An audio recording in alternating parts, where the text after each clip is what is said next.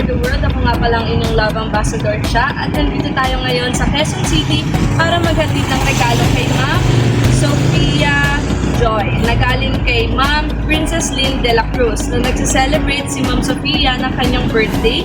At dito may dala po tayong dedication cake, 3-feet bear, Jollibee, Pansit Pilao, Spaghetti Pilao, Lumpiang Shanghai, puto at hindi mawawala ang message of love. So tara, samahan niyo ako mag-spread ng love.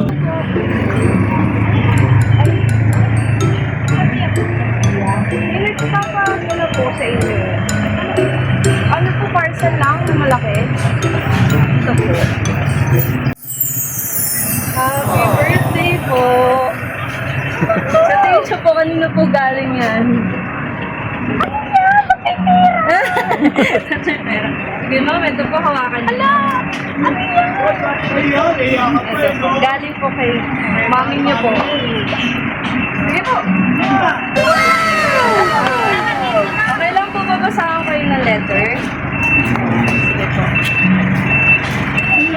Happy birthday sa aking punikahan ha. Bilis ang panahon, dalaga ka na talaga. Alam ko sa tagal ng panahon na hindi tayo nagkita, almost 8 years nagtatampo ka na. Pero sana maintindihan mo kung bakit na. May awa ang Diyos, makakauwi din si Mami. Sana sa ganitong paraan man lang anak, hayaan mo ako maparamdam ko sa'yo kung gaano kita kamahal.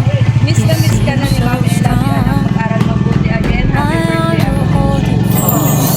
Ano po message nyo kay Mom? Kahit short message lang po. Sige po. Sige po, ma'am. Short message lang po. Pati ako naiiyak. Sige po. Okay, konting message. Konting message lang po para kay ma'am. Wala ka. Hindi pa nga. Chat na lang. Chat na lang po. Ay, ano po na. Okay lang po ba ano? Kantahan po kayo? Ayun. Sige po, papunayin po natin sila. Para sabay-sabay po tayo sa mga. Dapat sinabi. Wait lang. Ito po. Yan, dito po meron po tayong Jollibee and Bear po. Yan, and Bear din po sa'yo. Ready na po, all set na po yung handa. Ito na po yung letter.